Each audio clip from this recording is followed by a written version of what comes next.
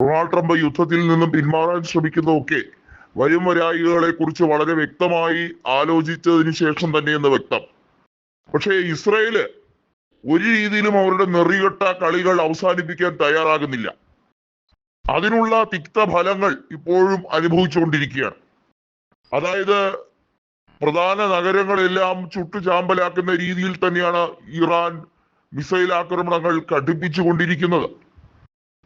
കൃത്യമായി പറഞ്ഞാൽ ഇസ്രയേലിന്റെ വ്യോമപാതകളെ എല്ലാ രീതിയിലും ഡിഫെൻഡ് ചെയ്തുകൊണ്ടിരിക്കുന്നത് ഇസ്രായേലിന്റെ കമ്മ്യൂണിക്കേഷൻ സിസ്റ്റം ആണെങ്കിൽ അതിനെല്ലാം കൃത്യമായി ഹാക്ക് ചെയ്തുകൊണ്ട് ആ പ്രോസസ്സിനെ തന്നെ ഡിസ്മാൻഡിൽ ചെയ്യുന്ന രീതിയിലേക്കാണ് ഇറാൻ ഏജന്റുമാർ പ്രവർത്തിക്കുന്നത്.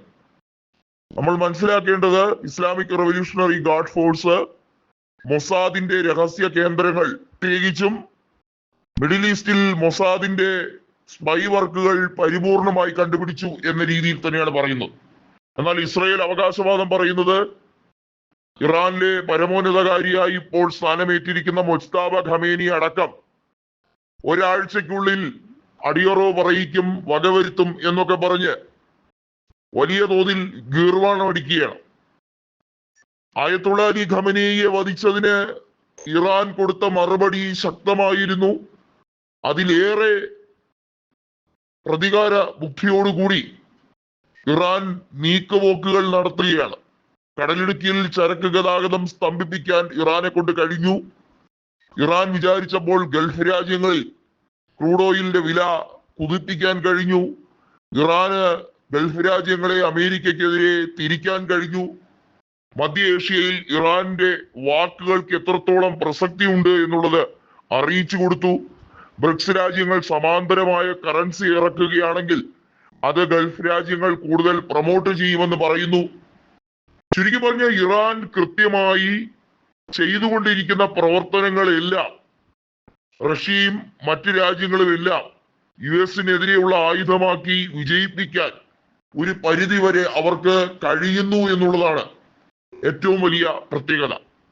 ഇറാൻ പ്രസിഡന്റായ മസൂദ് പെസൽസാൻ വളരെ വ്യക്തമായി പറഞ്ഞിരിക്കുന്നത് 1-2 ആഴ്ചകൾ കൊണ്ട് തീരുന്നതല്ല ഈ മഹാപോരാട്ടം. ഇത് നിലനിൽപ്പിന്റെ, ഇത് കൃത്യമായി അഭിമാനത്തിന്റെ, രാജ്യത്തിനേറ്റ ക്ഷതത്തിനെ മറികടക്കാൻ കിട്ടിയിരിക്കുന്ന ഒരു സുവർണ അവസരമാണ്. യുദ്ധം ഇന്നോ നാളെയോ വെച്ച് അവസാനിപ്പിക്കാൻ കഴിയുന്നതിന് പകരം നിബന്ധനകൾ അനേകം അംഗീകരിക്കേണ്ടി വരുന്ന സാഹചര്യമാണ്. ഇസ്രായേൽ എന്ന തെമ്മാടി രാജ്യം അത് അംഗീകരിക്കാൻ തയ്യാറല്ലിടത്തോളം കാലം ഇസ്രായേലിനെതിരെയുള്ള ആക്രമണം നടത്തുക തന്നെ ചെയ്യും. അത് അമേരിക്ക എന്നല്ല, ഏത് രാജ്യം വന്ന് യുദ്ധം അവസാനിപ്പിക്കാൻ തീരുമാനിക്കാം, നമുക്ക് ചർച്ച ചെയ്യാമെന്ന് പറഞ്ഞാലും ഇസ്രായേലിന്റെ നരാധമന്മാരോട്, അവിടുത്തെ ഭരണാധികാരികളോട് ക്ഷമിക്കുകയില്ല എന്ന് മസൂദ് പെസൽസാൻ വളരെ വ്യക്തമായി പറഞ്ഞു കഴിഞ്ഞിരിക്കുകയാണ്.